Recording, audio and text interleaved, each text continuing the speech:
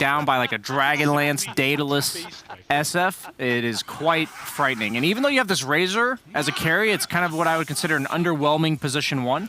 That's the nice part about the SF pick, is because it's more of a right-clicking carry-esque mid, I'll assume he'll go for that type of build.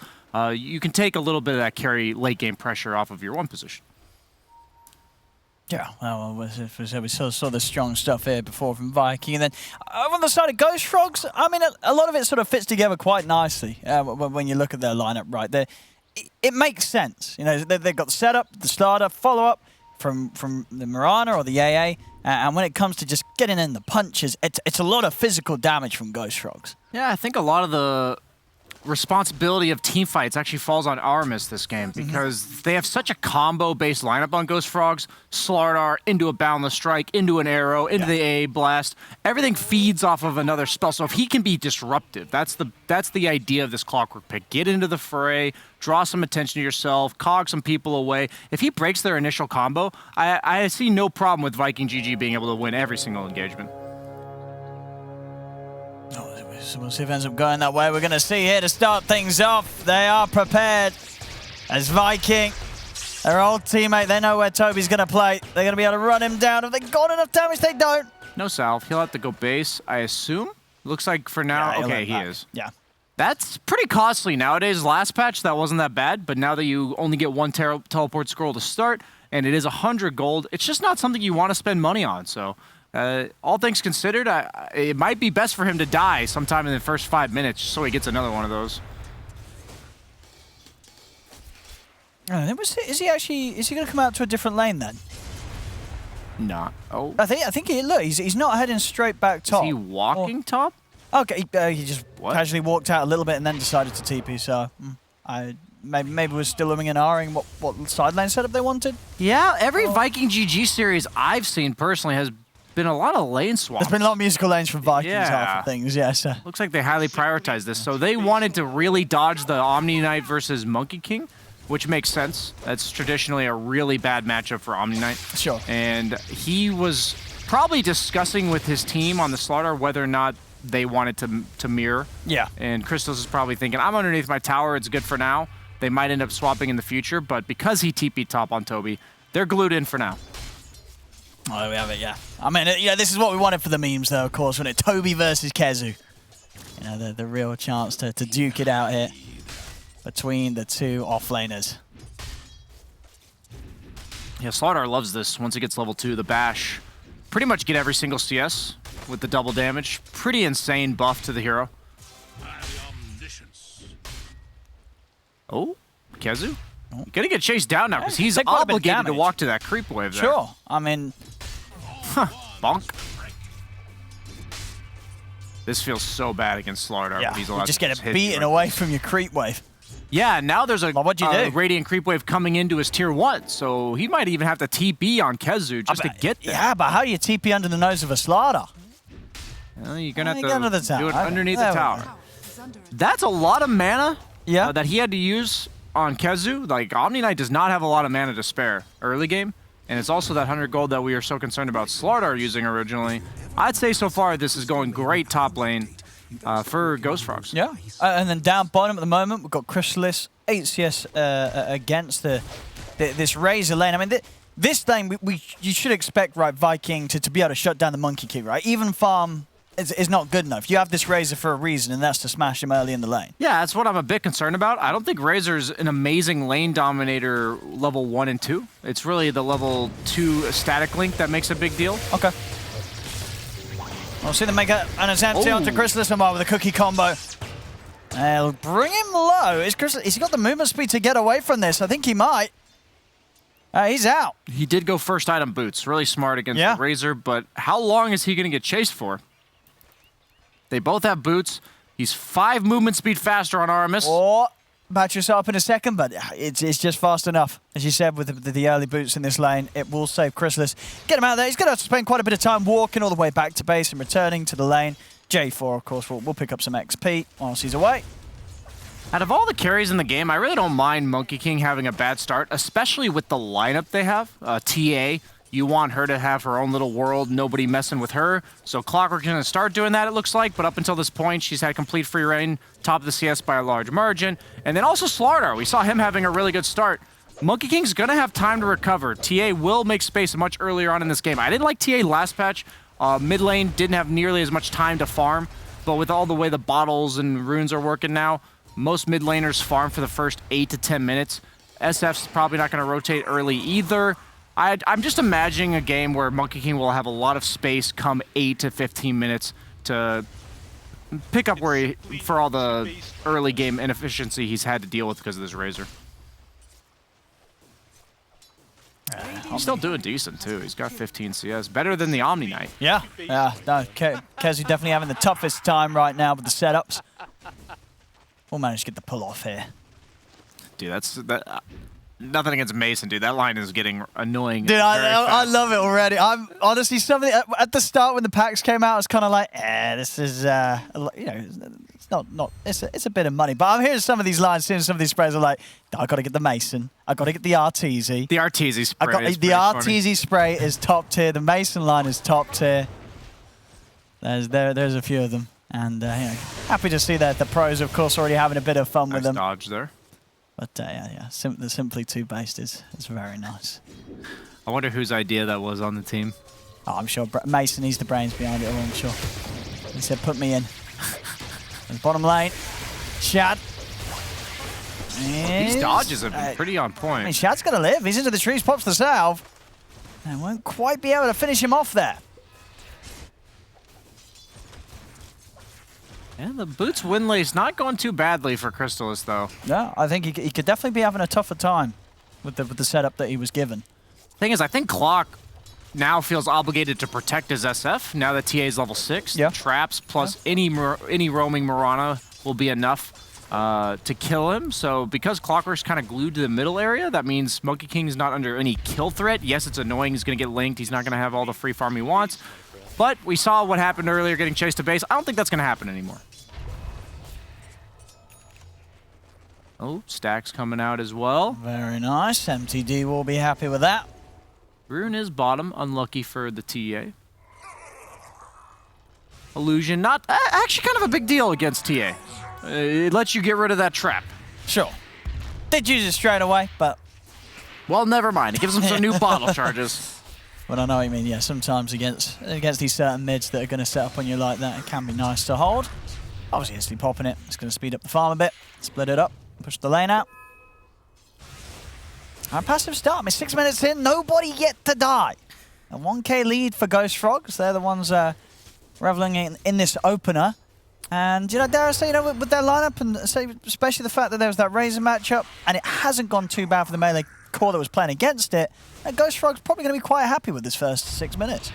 Yeah, there's a lot of experience-based damage coming, or I'd say impact coming out from Viking GG. Okay. And there's a lot of small items that make the Ghost Frogs lineup accelerate quite quickly. So I think this game's gonna pick up the pace in the next 3 to 4 minutes, and it's gonna be from zero to full. Really, you're going 0 to 100 real quick. And who's going to be bringing sort of that momentum first? Do you think? Which team is going to push it more? I think it's going to be Slardar that's going to be starting it, and it's going to be on the Clockwork to counterplay it. But honestly, with Slardar, you're very content just farming for like the first 12 to 15 minutes because you don't end up farming very often. You're a hero that's an insane threat off map as the game goes on, and so because you don't want to show yourself, you end up really falling off and farm later. So you got to get most of your farming job done in the early game. This will see this jump air aggression from Crystallis and Milan onto Celery, and they'll take him down. First blood finally goes the way of Ghost Frogs as they strike on the bottom lane, and a good eye for it as well there. Was rather close to his tower, but they knew they could chase and burst him just in time. Something I didn't really consider about the entire draft is that, yes, Viking responded defensively to the arrow combo and the overall stun lock, but this Mirana can go wherever the hell he wants. Like, how does he die? Like, whenever he has 1 or 2 leap charges, who kills him? Absolutely. No, like, even if you hook him, what's the combo? Where's the follow-up? You're going to need to basically work your way towards ignoring this guy, and that's your inevitable game plan. I don't know. I'm starting to like Viking GG's draft a bit less after I think about it. Slardar is similar to Mirana, where, yeah, maybe he can get locked in the cogs, but other than that, he's a movement speed, mobility-based, like that's his entire kit for survivability. How do you lock these guys down? You have Razor SF Omni Course. Yeah. Might be a little bit too all in on the counter pick and defensive aspect of the draft. I mean, and draft-wise, I think it's understandable to see that because, you know, as we know, Viking, they have run an incredibly similar draft. 4 of the 5 same heroes. You would imagine Ghost Frogs coming into this series, you know, they would have been doing their research. They would have prepared, and just as the panel saw, you know, like 3 heroes, and they know the sort of direction that Viking's going, and they can address that. And perhaps they have done so here, as so far looking like a good start for Ghost Frogs. I think they're getting out-greeted. It's basically what's happening here. Monkey King is not excited about what's happening to him, but he's okay. He's got phase He's living boots. through it. You know, Windlace. He's got a Slardar. His damage output's going to be decent no matter what happens. Yeah. I mean, with the progress that he's had, you know, if that was you and you had been playing this lane against this Razor Snapfire and you're at this stage of the game right now, you'd be happy with the outcome, right? If I look at my TA's levels and I look at the fact that my offlane Slardar is level 8 free farming, I would be very content with what I currently have as that Monkey King. As a carry, the worst thing that can happen is when you're having the game that he's having and then you look at your mid and he's down by 3 levels. And you're like, oh god. Oh, the Clockwork, I forgot about that. I think the cogs have 0 armor. I'm gonna have to check that. Oh, is that? Yeah. With how that works with the side blades. I mean, I didn't even realize you side blade off cogs. There you go, learning new things every day. Yeah, I've seen that before, but I forgot. You know, it's one of those mechanics that you don't encounter too often. Wow, well there you go. I mean, that certainly does the job. We'll see that again here. And look at that damage straight off the cogs. I'm pretty sure it's pure damage. Like, because there's 0 armor. Sure, but the side blades are pure damage anyway, right? No, it's pure damage based on how much damage you did to the primary target. So, like, if the primary target has 30 armor, so you're not doing all that much damage to the person behind. But if it's, as you said, a target that's effectively working at 0 armor, it is going to amp it up even more. Yeah, well, we saw that right there. Very nicely done. So he already has the blink up on MTD. TA, nigh unkillable as well now. Like, yeah, you can hook her, but unless you manage to bring down the refraction charges in the duration of the stun, he'll just blink out. Sure, which is, you don't have a lot of means to do that, right? You don't have any sort of heavy dots that you can throw on the TA this game. Yeah, you'll have to, like, hit him with a Snapfire ulti at the same time or something. I think he's about to get evaporated here on Celery. See, and they'll even be able to pick up his courier as well. So, the courier, a kill. Of course, all this space and this whole little world that Slardar's been living on the top lane, you know, Toby's got the blink done. 11 minutes in, he's ready to go. They've got that jump.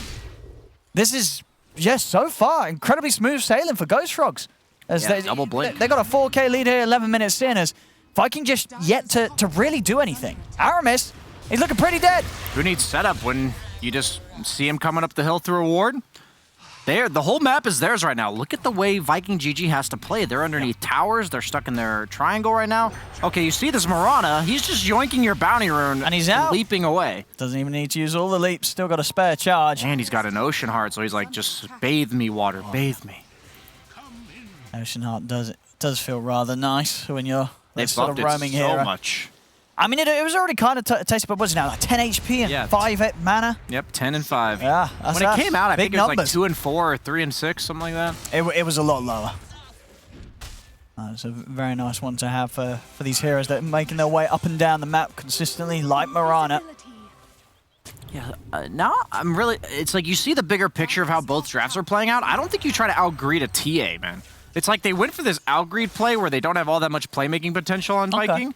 But then they also picked a Razor. Sure. Like, you feel like this draft, that Razor finisher did determine the way that they were going to play overall quite significantly. Like, you could have gone with something completely different, something greedy, and the draft would have still worked and allowed you to play in a different way. It would have let the ball be in Ghost Frog's court where they had to get something done. I mean, look at they're this. kind of just playing their own game. They're just ignoring Viking. They're going to go maybe for the snipe, but they're going to be too late. Yeah, 13-minute Roshan inbound here for Ghost Frogs. There we have it. As, I mean, this is, well, look at that. The Nana record. Anan. There we go. We saw nothing. 2020 average time, 40.02 previous record. But there we have it, the new record. A new record, 13 minutes and 19 seconds here. That's the issue, is it took them so long to get bottom tower that when you're Radiant and you have strong Roshan potential and you see the opponent group up to take your bottom tower, you just snap respond with that Rosh. Ghost Frogs on their toes there, completely ready to capitalize on that small opening. And you saw it was not a very long window, but they took it so fast. They've got the jump, they've got the blink. Boom. They want to go for this? They do. Straight in. Arrow follow-up as well. Everything down on a Boom. They'll be able to get him out to the side of the cookie. They even pop the ult. Doing everything they can to get Boom out of there. Now with the Wukong's down though, Shad's got to be a little careful. Will manage to get out of it. Aramis, he's going to go in deep with the control onto the TA. The TA's going to get taken down the once. They look to run down Milan, but Milan's still got leaps at the ready. He's up to the high ground, turns towards Aramis, jumping from MTD. They bring down Aramis. Another jump here, Trap. Toby. In with the crush. The Requiem starts to push back. The TA, have they got the damage? They do. They'll bring down MTD.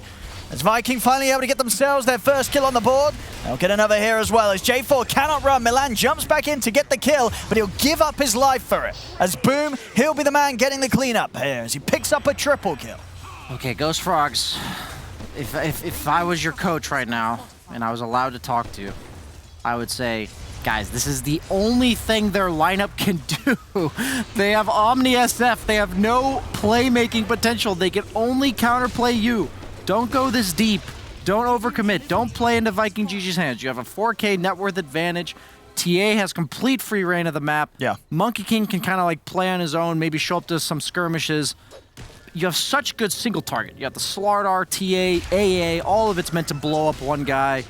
Don't do that again. Sure. You Like learned your lesson, run it back. Just at this stage of the game, you don't need to be going for these obvious 5v5s. Yeah, no reason to give it to them because Viking, their lineup Yeah. has to fight its way back into the game, and they have no way of forcing that fight. So just don't give it to them, as they look very intent to just go again. So that's why I'm on the caster's desk, not coaching. Well, let's see. And they're going to try and, at this time, as you said, maybe just be able to focus down that big target to start things off. Obviously, have a little bit of a window where there's no ult here from Kezu. Yeah, it's just the Heavenly Grace alone is probably enough to save Boom. As you look at the map now, looks a lot better for Viking than it did a few minutes ago. Suddenly, they've got Shad farming off on his own. They've been able to leave their own side of the map. It's about a 50-50 split in terms of the real estate that both teams are farming right now. MTD has got the those crucial two openers, opening items done. The Blink Deso already on the TA, so I think this BKB would be a huge mistake from him. I think You don't like I think it? he should go Hurricane Pike. I think against Clockwork Razor, that's you know way what? too Yeah, good of that's- too good of an item. I think that's not a bad shout. We'll see if he does decide to change his mind. I mean, what would you say is the big ability that he is going for the BKB for? Is it just sort of the Requiem pushback? I think it's the Requiem Snapfire. Yeah. The thing about the Hurricane Pike is not only is it almost going to get you out of everything, it saves your Slardar and your Monkey King as well if they ever get hooked. Just quickly get them out of that danger zone of the Requiem follow-up. Because once Viking pop their volley of spells, the Guardian Angel, pretty much every ultimate they have, you can just Force Staff away and reset and go again. You have no cooldowns other than the Monkey King Wukongs, and you can be pretty patient with that spell. Yeah, and you feel like if you have a BKB and you commit BKB and then the GA comes out, You kind of can back off, but then your BKB's on cooldown. Yeah, exactly. And I don't usually promote items that give you survivability like Hurricane Pike over BKB unless they truly do make you nigh unkillable in fights, which I think a Hurricane Pike this game is just too good. Sure. I would be quite surprised if he ends up completing that BKB. But he's already gone for the Ogre Club. Technically, it still could be a Dragonlance. He still could. Yeah, well, we'll see. We'll see what way MTD wants to go this game. He has the Grove Bow as well as the level 10 talent, so he's already attacking from quite far. And they're getting away with this tier 2 for now. We'll see Viking. They do smoke and head up to this area. They'll be able to stick around, get the tower, and by the looks of it, get out. Viking won't be able to catch them in time. We see the build as well for the Monkey King. I mean, Chrysalis, this game, do you like this full aggro? Going for the Diffusal Blade, as we are seeing some of these more aggressive Monkey King carries liking to prioritize. Yeah, I've been down for it. I've been trying it on like Troll Warlords and Ursa's Yep. Fusel Blade in a game where you're not the late game carry. it feels really nice. And what I mean by the late game carry, it's like, yes, you're expected to have high impact later on in the game as a Monkey King, but the TA, look at the net worth, right? He's the one. So Diffusal is a great enabling item. It makes it really hard for the opponent to fight, and we saw what a Diffusal can do against these really beefy lineups that are meant to take longer fights. A TI with the Gyro against the Bristol. It's a similar idea with the Omni SF. It's like, yeah, maybe the Omni ends up saving his teammates or himself, but if you burn all their mana, it doesn't really help all that much if they're still alive. Swinging a whiff there, but we're fine. Matter. That's what the Diffusal's for. Exactly. You know, just a bit of a taunt there with the Boundless Strike right in front of him. I think he was like trying to get the Creep Wave and the Snapfire, yeah, and then missed both because he was going for both. I've done that too many efficiency times. play would have definitely been in mind there for Crystallis. He does like to max out the capabilities when it comes to farming. He kills a kill. And he himself will also be going for the BKB next, making sure that he can just commit on the front lines. They do have the Force Staff on Milan. That's a good item. Same idea behind the Hurricane Pike. It's not as much for him as it is for his teammates. Because it's such a free Mirana game, that's the nice part about this. It's such a free Mirana game that he doesn't need to itemize to keep himself alive at all. You don't see this Yule Scepter or Glimmer Cape or Greaves. He can just buy items that make his teammates' games easier to play. I see another combo here land on Aramis. As they do have that sort of... That's a lot of damage, and any time they have Ice Blast, any sort of stun setup, they'll be able to blow up most of these heroes. MTD also picks up the tier 1 tower mid. Imclaw is such a nice item on Monkey King because all of your clones have separate cooldowns. That's pretty wild. So you saw the Clockwork getting crit like 4 times there. It's basically 30% on all your clones, right? For the first hit, which is really nice. Especially when you have pretty value damage items, the Orb of Corrosion as well as the Diffusal. Going for the Mithril Hammer component of the BKB first. What feels so nice about having somebody else be the carry when you're Monkey King is that you never really have to go in, so you can completely play up around your Boundless Strike and your ultimate. So notice how he's not building to survive with all of his items, he's building to have those be the most impactful use of spells in the fight. And it's a lot of a contribution for casually throwing out 2 spells in a fight compared to most other heroes in the game. BKB on Razor. This is your 10th pick Razor. Going first item BKB, that can't feel good. I mean, I guess his job in the fight is just to sort of survive and get a full link off. But you feel that even with this BKB, I guess you're not super safe, right? It's a lot of physical. You will probably die. You're against Slardar, and you're also against AA. So even if you're BKB'd, he's gonna pop BKB. He doesn't want to go on Toby until, yeah. Oh my God, the damage. He's not gonna get the chance to pop it. As Shad gets taken out, they do catch MTD over to the side, and that BKB ain't gonna save him at all. You know what would have saved him there? I knew you were gonna be straight in there, Brian. What would have saved him there, Brian, instead? Hurricane Pike would have saved him right there, Owen. As it turns out that having a BKB when you're just getting cogged, and that's the only way they can keep you locked down, is maybe less impactful than a Force Staff. I think he might be realizing that after that move. As, yeah, I mean, with this BKB, he just has to be super careful about the clock. To be honest, I don't play TA very well, so I'm just confused. I just know Clockwork Razor are hard countered by Force Staffs.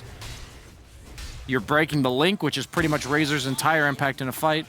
And once the clock hook cogs, that's most of his impact. Yeah, and that sort of trade, just not going to feel great for Ghost Frog. Sure, you killed this Razor, but you're losing your TA, and that's always going to hurt. TA is one of the most punishing heroes in the entire game to die on. But the net worth lead didn't really stagger at all, so they have 3 BKBs being built on Ghost Frogs. It's so weird to me. I have such a different vision of this game than they have. You can just start a fight and leave against Viking. You can just start it and leave whenever you want. All of your heroes can just get out. Sure, and you're doing that with the intention of getting like the GAUs, the BKB pop. Force a reaction and disengage. And yet they have this like all-in commitment, which I just don't think, but they're all on the same page, so I can respect that. Like, the whole team's building around the same plan, so whether or not it's what I think is correct, they are on the same pitch, which is good. Rather have 5 people doing the same thing than having 3 people doing one right thing, quote unquote, and 2 people doing the other.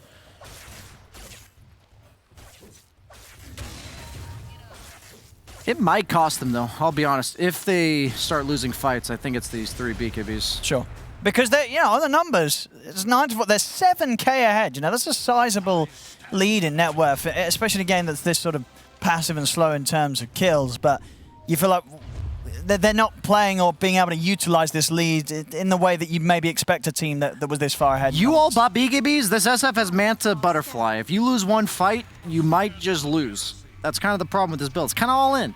BKB doesn't feel as bad nowadays to all in, but yeah, they said no stuns, so you can kind of just blink away. I'm thinking about getting back in here with the Moonlight Shadow. Roche is going to be up already because of how early the first one was. Very hard to go on this SF if they can't get to the Omni. This second Roche is huge. Already an Ag Shard for free. Yeah. Usually we don't see that happening at 25 minutes in, but both teams have quite a lot of physical damage against Roche. SF with the Presence Aura and that ridiculous right-click damage already being pumped out. Once he hits that level 20 talent with the extra damage per soul, that's pretty crazy. 60 extra damage. Going for the Daedalus. That's actually one of those things, isn't it? I never really thought about that, but I guess Roshan does allow you to get the shard before 20 minutes, right? Yeah, it does. Yeah. Have you ever had a game when this happened? I have not seen it yet. 2 Roshes before the 20? I have not seen it. No. But theoretically, you could try and play for that. Man, it's so weird to see Snapfires having no point in Scattershot. Quite a change from how it used to be played, just with the changes and just the power of this little shredder. Is he saving for buyback? Because he has gold for the solar. It's 1150 to complete it. Maybe he thinks buyback's super important for the road. Yeah, exactly, because of this Roshan status. I think that's exactly what's going on. If he dies, Celery needs to know that he can get back in TP over and still have the kisses to go from the high ground. He's their main team fight threat. Yeah. If they go on the SF, there's not too much to punish it other than the Snapfire kisses, so I can respect that he valued his life for a bit there and wasn't sure to commit to his item. They've got another BKB now, Crystalis. Has his done. We got the awkward standoff. Both teams have a lot of vision. That's a cute little ward there from Viking GG right outside the pit. They have 2 of them. They see everywhere. Both teams see everywhere. And Aramis is going to start things. Ow. He's in straight away on the back, will die immediately, but he's cocked the 2 of them, sets up the kill onto J4, but the jump's there, they're on top of Boom, the GA comes out, can they keep Boom alive? The Wukong's command is drop Boom, revving up the Red Crim, they'll be bounced out to the side, in fact, she's going to turn and right-click down Crystalis, as the BKB did nothing for him. The physical damage, the right-clicks of this Butterfly SF just tore apart the Monkey King in his own Wukong's command.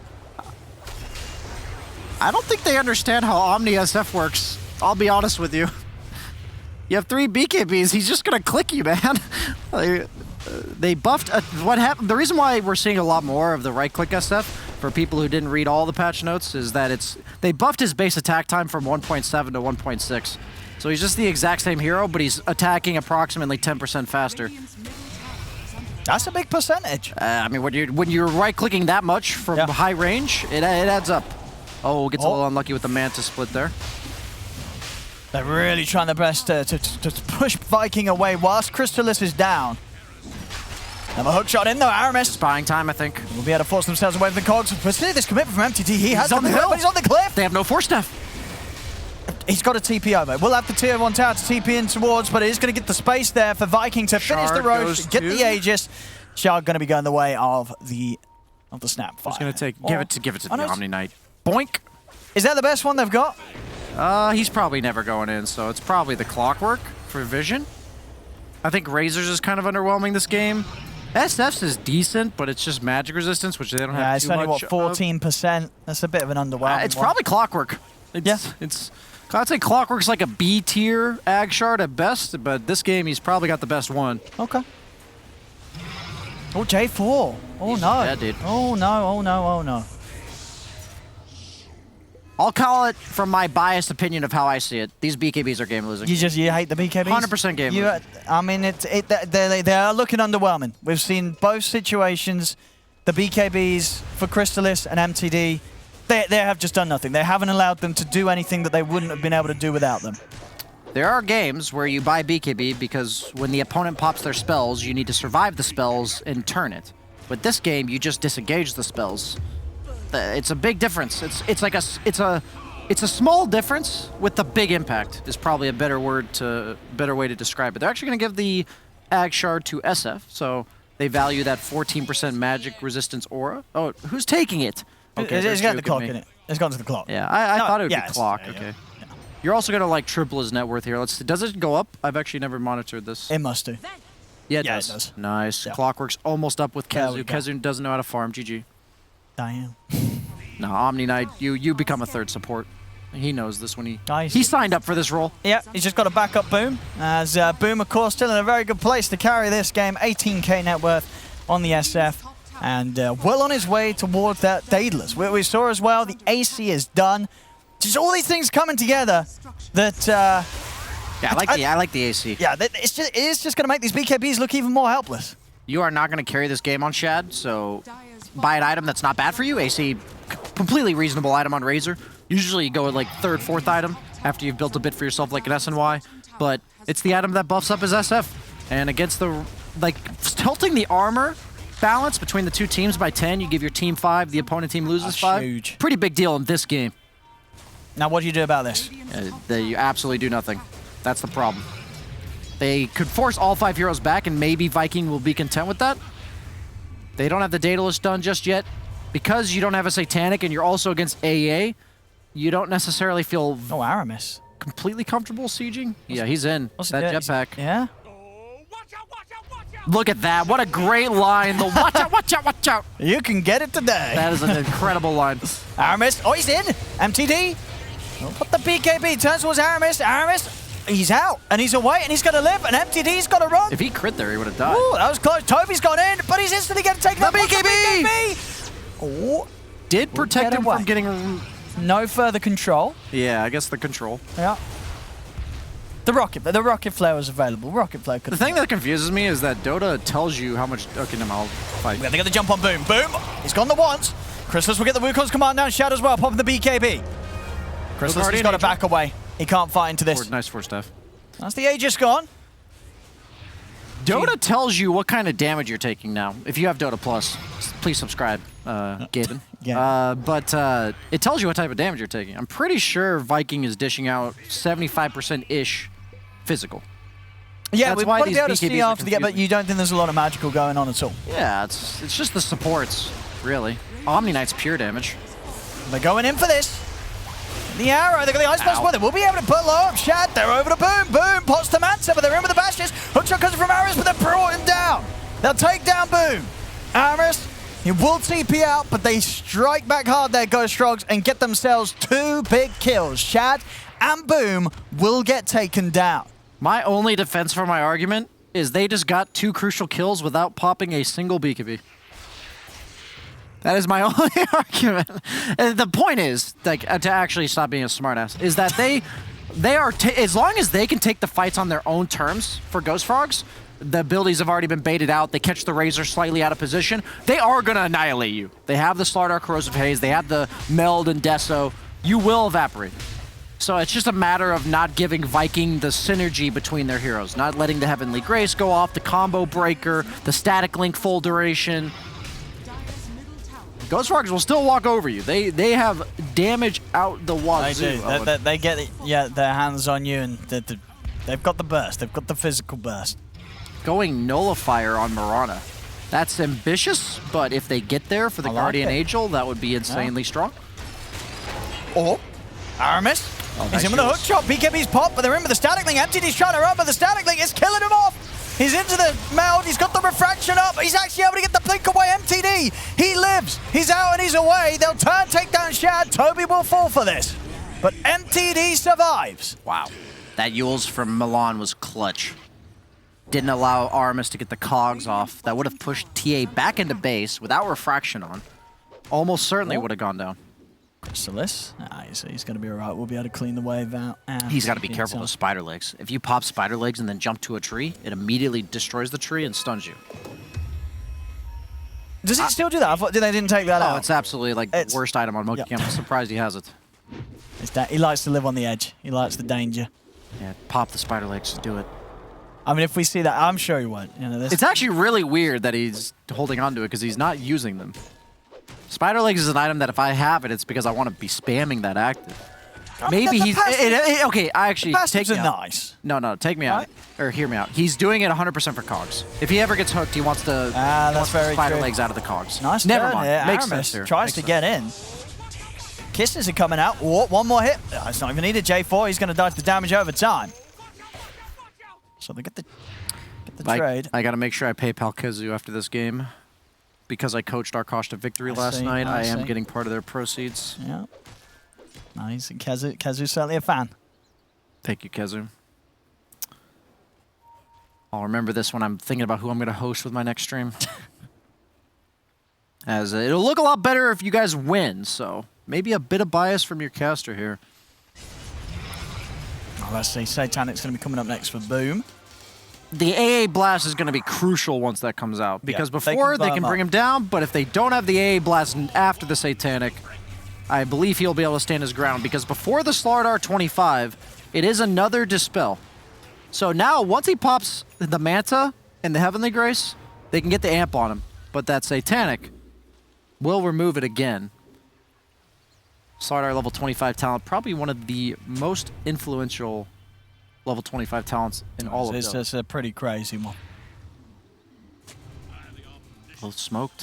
What? That's going to Dispel on Boom. They're being careful, Viking, but there's a set of Boundless. Into the stun, they'll be able to force him off to the side. They're going to go deep in with a hook shot. As Aramis, he's right onto the back lines. The BKB comes out from Toby, trying to turn towards Boom, but Toby's got to run. Then I'll start to back away. BKB popped by MTD. He's got Blink up in a second. Should be able to make it. He does get hit by the illusions here. Crystal is going to set things up for the tree. He's going to turn straight over to Boom. MTD's in as well. Can they burst Boom down? Boom. He's able to turn. He's back to people to bring him down. Chrysalis and MTD stand their ground. Take down Boom. They're even looking for more potentially as MTD's looking towards Shad. Shad's able to turn with the static link. He's being buffed up by Kezu. A buyback will come out from Boom. Toby is in with the three-man crush, but they've lost MTD. Toby will also die there for his efforts to try and take down Shad. It's Crystalis. He's pretty deep. The hook just got him, Aramis. He's found the catch. And just like that, you know, Ghost Frogs, they really were starting to find their footing again, but they lose 4 of them. A 3K gold swing at least there, and almost an 8K XP swing off the back of that fight, back in favor of Viking. That might have been one of the funniest fights I've seen in a while, because both teams have insanely good counterplay, but not the most reliable initiation, since both teams have a bunch of 4-stabs now. Whoever was chasing the other died. Did you notice that? It kind of did work like that, yeah. Like, Vikings like, okay, we pop GA, run at him, and then SF gets bursted, buys back, they chase after the Razor, they all die. It's pretty funny. I actually think both teams have to be much more careful about how much they pursue into the other team's counter initiation, because both teams have such high damage output in such a low amount of time. As we're going to see here, overextending a bit, I think, from Ghost Frogs as they got a little excited after bursting down the SF. Yeah, just couldn't quite get Shad there. Both MTD and Toby really committing to try and bring down the Razor, but they couldn't quite get the job done. He bought back on Boom, so he has to be very careful. They're going to be content to back up now that everyone on the side of Ghost Frogs has respawned. Satanic, 1,000 gold off. Forgot how much they made Reaver cheaper. Also got the Lotus now done on Kezu, so something else for him to be able to throw out on Shad or Boom. Trickster Cloak. And that Nullifier's getting close for Milan. Okay, Leveler. That is an insane item here. 5 armor now that they added to that item. Very impactful this game specifically. Probably give it to the SF. Why not attack? Yes, he already has it. Yeah. Oh, Celery. He has buyback. Immediately buys back. Knows that they do Roshan in like 2 seconds. Yeah, they want to contest this. He can't wait to see if the opponent's Roshan. It's going to be so quick. Whoever gets their hands on Roshan. Oh, they're thinking about it. It's going to go so quickly. They got to go. I mean, Vikings not. There's no chance they're not getting here in time at all. It's just far too fast here. As Ghost Frogs take it down very easily. Refresher Shard, Cheese, and Aegis is theirs. That might have been the most improbable Aegis last hit I've ever seen snipe there for Clockwork. He almost got it. That would have been hype. It would have been. We've had some good snatches and steals here in the league, but they just do it so fast. Yeah. Right here, the flare. Oh, funny thing is that's like one hit from TA. Yeah, it is, with the amount of physical. Spell Prism, who does that go to? Omni Knight? I think the Omni... Or, yeah. Probably Omni. Probably Omni. It could go Clockwork, honestly. I think Omni spells it. What's Omni carrying at the moment? What's Kezu got at the moment? I didn't see what he had before, but yeah. Clock's got the time this relic, so he's also happy. He's got a lot of items happy. On Omni Knight. Even the Soaring Phase Boots don't mind having that extra bit of cooldown reduction. Oh, here we go. Next fight, Milan. He's got the nullifier done, so we'll see how much that helps them be able to take down that target without the concern of some of the saves being able to come through from Kezu. I'm keeping an eye on Toby. If he gets level 25, I'm pretty sure this game's over. Well, you rate it that highly. They are so reliant on their dispels on Viking. They've got Manta Satanic on SF. They've got the Heavenly Grace. They've got the BKBs. Like, they are all about removing that Corrosive Haze. And you see what happens to the SF when he tried to fight the Monkey King underneath Corrosive Haze. Like, he just... You turn into paper, man. It's crazy. He has 43 armor with the Solar Crest on and the Leveler. But once he gets Corrosive Haze, that 43 turns into a measly 19. Then you're looking at the Orb of Corrosion, 16. You're looking at the Deso and the Meld Strike. That puts you at, because of the talent from TA, you go from 43 to -2. That's pretty wild. And against this sort of lineup where pretty much everyone's going to be right-clicking you down. Yeah. That's pretty wild. He's banking on standing his ground. That's what Omni SF's all about. But did you take into account the ACs there? Both teams have one. I guess, yeah, that's true.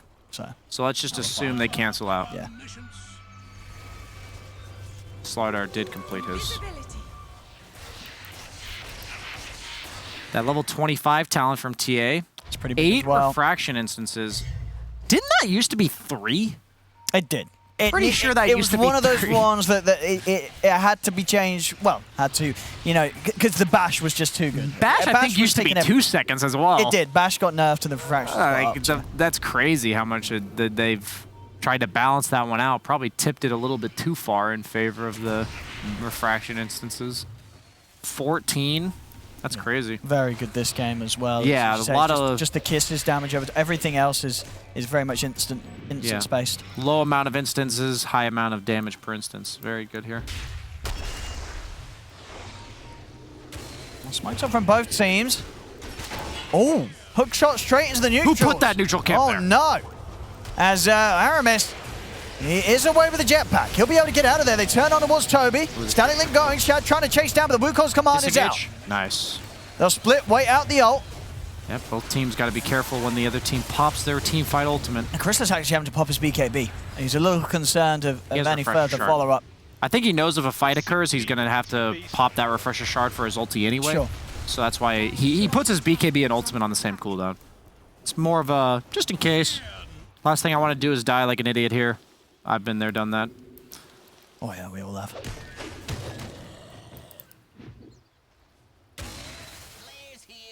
As again, I mean, it seems like we're in that sort of similar state that we were like 20 minutes ago, right? Where Ghost Frog, they have a lead, but it's, as you can see, it has been up and down sort of a little bit. But the question is, you know, what can they do with this? They're up 9K. How do they start the fight? You know, if Viking are always prepared, the turnaround potential, as you say, from both teams is pretty huge. You know, making the jump is not easy for both squads this game. Yeah, slight misstep either way. They will die. I don't think this net worth lead matters at all. I think it's neck and neck. All comes down to execution. Who gets the 3 seconds to kill the other guy? Kezu's positioning is going to be crucial this game. I mean, they're not leaving the base here, Viking. Yeah. The Slithering Crush with the Shard has an extra 75 radius, which means that he'll have to be even more careful on Kezu. How close he is to the SF. He's got to be close enough to cast the spells, but can't be too close to also get caught. Pretty tough. Smoke into what is kind of the problem here. The Aegis did expire. Oh, now Aramis is in. He's going to try and start things off onto Toby. BKB pop, boom. He's got the damage to bring Toby down. He does. Toby will be able to get away. Aramis the first to fall in this fight. There's MTD thinking about getting back in. They've got the numbers advantage now, Ghost Frogs, but Aramis does have buyback. actually does take. This is one of those games where he has taken the meld hit back. He tried to deny the ward at 43 minutes in. Who cares, Shad? What if you had died for that? It's 270 gold. It's like, yeah, sounds like a lot, but 43 minutes into the game. A lot of money on some of these heroes. MTD, he is going to spend up, and he's actually going to go back now and get that Hurricane Pike out.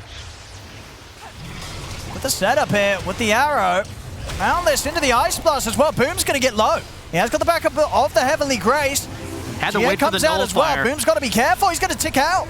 As Boom goes down, they have lost MTD in return, but now with the refresher pop, Chrysalis, he's ready to look for round 2, but the BKB's out from chat. Chrysalis gets the Wukong's command out for a second round, but he's starting to lose his teammate. Die? They get the control onto the Mirana. Chrysalis being run down by the Static Link. He's got to try and get out of here, but Viking, they've got the chase. They've got the slows. He'll go for an ambitious TP, but the damage comes out from Boo. What did I miss? When did TA die? We'll catch you on the replay. Died at the very start of the fight. Oh. That's a little awkward. That was a sick patience from Kezu holding on to his ultimate. I think one of the first to go down the TA. Yeah, I gotta watch. Yeah. Purple on the mini-map. Okay. I think we get the creeps are breaking the refraction. BKB. Oh, he literally just... Oh my god, he died instantly. I was so focused on SF going down, I didn't see the TA die to the SF. Yeah, Kezu held on to the very last second for that ultimate. Really good patience through the nullifier, but that nullifier was just too strong. Really great pickup from Milan, allowed them to do enough damage to bring down Boom through all those defensive spells. Another buyback. Buybacks from both the mids. Boom and MTD now playing with the buybacks on cooldown.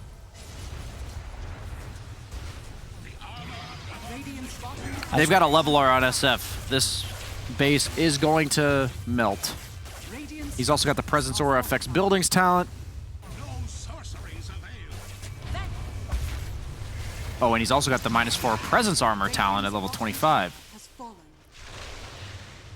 So suddenly those buildings have 11 less armor. You're going to play it careful, Viking. I mean, next Roche. That push again, another example of sort of he who takes the first step. You know, it ends up being the first one to fall in these situations. You know, starting the fight, it's so just not easy. It's how both of these teams just having a real tough time fighting into one another. The ones that end up playing on the defensive are just coming out on top pretty much in the majority of team fights we've seen this game. I'm almost surprised anything's happening in this game. Both teams have the audacity to start on the other team. We saw the Clockwork start at the triangle and die instantly. Then we saw Ghost Frogs try to go on Viking at their own base and die as well. DD on TA. Not the best DD hero this late, because mostly plus damage rather than base damage, but does have a Swift Blink.